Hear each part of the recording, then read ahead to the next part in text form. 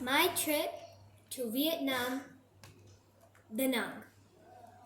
Vietnam is a country full of traditions and culture. My family and I went on a 9-day trip and explored 5 different cities of Vietnam. Here is the first one. We stayed in a hotel located in Hoi An, which is 30 minutes away from Da Nang. This meant we had to take day-long trips to see the tourist attractions. We started day one with a very popular attraction, the coconut boat. Coconut boats are round wooden boats which are capable of spinning around on the surface of the water in a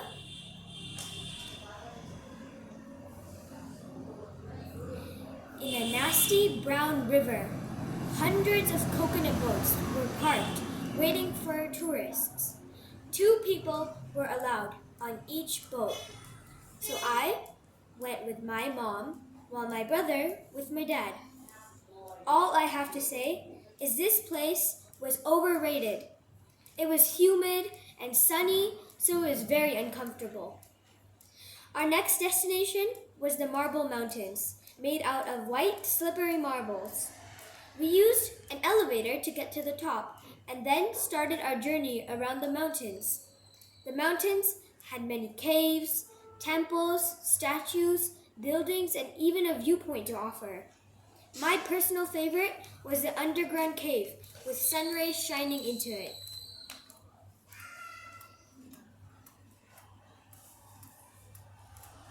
Later, we took a ride to the Old Town. Old Town was made up of many roads with hundreds of shops lined up on either side. We ate at a scrumptious Italian restaurant and finally called it a day. On day 2, we headed off to a location early in the morning. This location was called Bana Hills.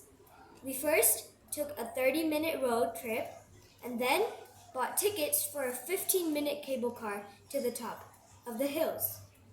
A cable car is a small, clear box capable of fitting 8 people, and it operates on a ropeway, but don't worry, we're not standing, it has chairs. The view in front of us had healthy, green plants, trees, bushes, and even a waterfall.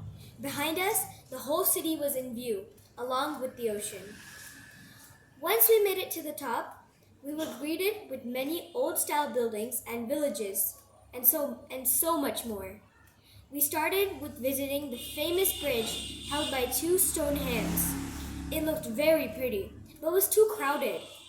We then explored the rest of the famous buildings, including a thrilling roller coaster with a stunning view. While we were eating lunch, it started raining so hard that the cable car shut down. And for your information, we were so high up that the clouds were covering all of the towns. 2 hours later, we finished exploring Bana Hills. So we took the cable car back down and went back to the hotel. Later, we returned to the old town to enjoy an Indian dinner, followed by coconut ice cream and a soft tofu dessert. We then drove back to the hotel and fell asleep. This hotel was called La Siesta. This was our last half day in Da Nang/Hoi An, and we would be taking a train to Phong Nha in the afternoon. Our final activity was to explore My Sun Sanctuary temples. We took a buggy ride to the entrance and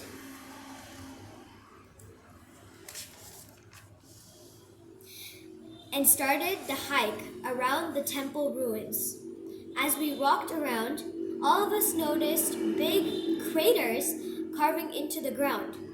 Once we inquired to our guide, we found out they were bomb craters from the war against the USA. With this gloomy but interesting information, we carried on with the hike. Every now and then, we saw statues of gods, but something was odd. Sometimes they didn't have heads or feet. Turns out the French had secretly been stealing them because around the temples there was a forest, so it's easy for the French or others to come in and steal the heads and feet. Overall, Da Nang was quite unique and fun to explore. The next place that we went to was Phong Nha. Congratulations, Swarnima. Well done, well done.